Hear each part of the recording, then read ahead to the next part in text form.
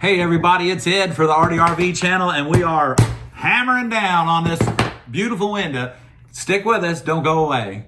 So today we're starting to lead it out. This is episode 7, and if you've been following us along, thank you. I went ahead and stretched the lead. I want this border, this end piece of lead to run all the way through so that when the window's sitting down, it gives it something to stand on rather than something to fold up. We want to make sure that we start out the window by making it rigid just to begin with. So let's cut off a piece of, we're going to do this. I'm going to pull the lead because I know I only need about that much right there. So this extra that I have here, I'm going to move that down.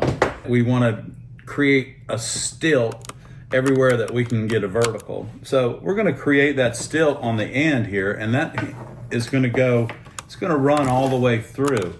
And that's going to eliminate what most people would call a hinge joint here. And then also we have a piece of rebar going in here, and then a piece of reinforcing going down there. But on these corners, we want this to stand up. So we're going to start out with our number 6. Typically what happens with the 3/8 flat H is that you may need to take your fid. Now if you don't have one of these fids, you can still open the lead, but this is what this part of the fid is designed to do right here. And you just put that in there and you just run that down.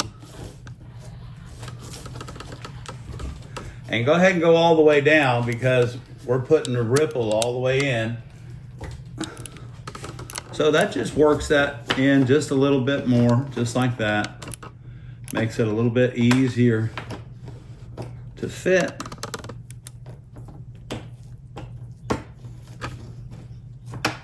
There we go.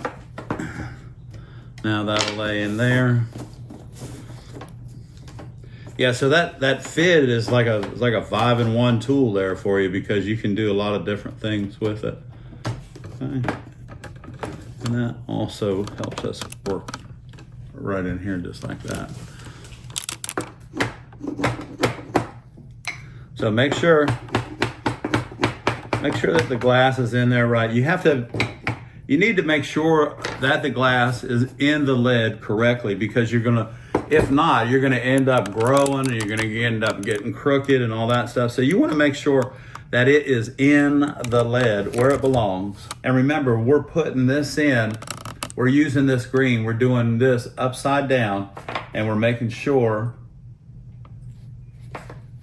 And remember, I told you, when you mark the glass, mark it the way that you cut it and the way that it goes in to the window itself. And if you'll do that, we got a little bit of just want to open this up a little bit. Boom. And so sometimes when you cut the lead, you get a little bit of a wonk in the end, but it doesn't happen that often.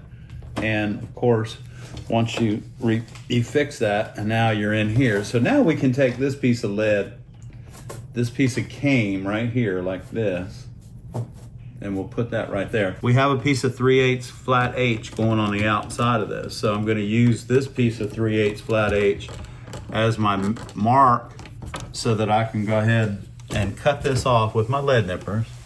And again, guys, I really enjoy using these Lepinette lead nippers. So we don't want to throw anything, we don't really need to throw anything away that could be useful to us. Now that's not going to be useful because you sure don't want to put this in your window just so that you can save 1/4 of an inch of lead. Don't do that. Just put it off to the side. We'll have plenty of short pieces over here. So we're going to take this and we'll go ahead. We know that this is going to go, it's going to butt up right there. That's perfect. So we just need a couple little pieces. So we're going to cut off some squares. We're going to drop that in. And let's reach up here and grab number 7. And remember, that just goes right into the lead cane and slides right on across here. Just like that. So now as this goes in, you can see it's imperative that your joints are tight, okay? The glass is still a little bit loose, and that's fine. And remember, we don't want to use the mitered end of the lead nippers. We want to use the square end, and we're going to continue that process as we go through here. And then our next border, which is going to look really interesting, will be this this gold. And when we put the other piece of lead on, we'll have this really narrow, bright, brilliant piece of gold coming through. When you're doing straight borders, you need to make sure, because if this piece of lead isn't right, so if you cut it, if you cut it too small or too tight and it sticks out, or it sticks too far in and you bend it, you don't want to do that, because we're working with straight lines. And I'm going to tell you right now, they will show up. Every one of those lines will show up. It's going to make sure that we're right where we need to be with our lines, and we are, just like that. I told you, we're going to be using our framing square. We're going to make sure that we keep everything nice and straight and in line. So now we have this, and we're not going to go up any further. But what we are going to do, we take one of our horseshoe nails, and I tell you what, that's all you have to do. That bad boy is so pointed and sharp. So now we're going to be marking all of this out, and we're going to start cutting this up and adding our other border. Now, in the beginning, remember I told you I'm going to start in my left-hand corner, and I'm going to work over from number 6 to number 132. You can probably see that. There's a little tiny burr right there from when we scored it and we cut it, and that's just that little tiny burr. Let me see if I turn it sideways. There you go. You can probably see it right there on my fingernail. So what we're going to do, that's why we have our grozers, and we'll just take this and we'll just kind of knock that down. Just like that.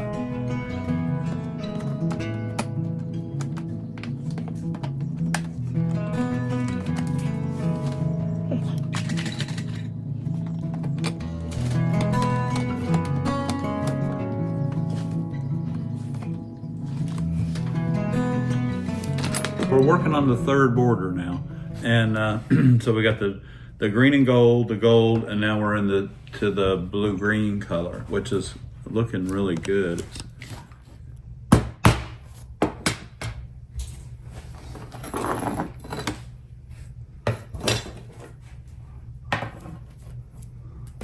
Guys, if you don't have horseshoe nails, get them, because when you're doing lead cane work, those things are so sharp, you don't have to worry about hitting your finger, because it's got a big head on it and a sharp point on the tip, and it's much easier to work with than just regular old nails.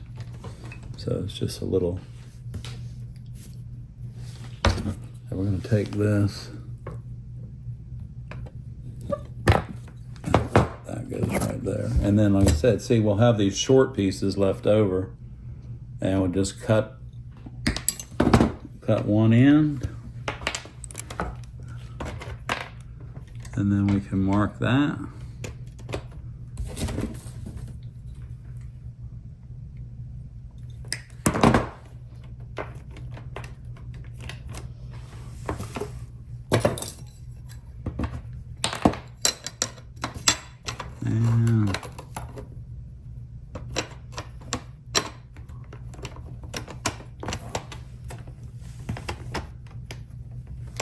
And then we'll mark that.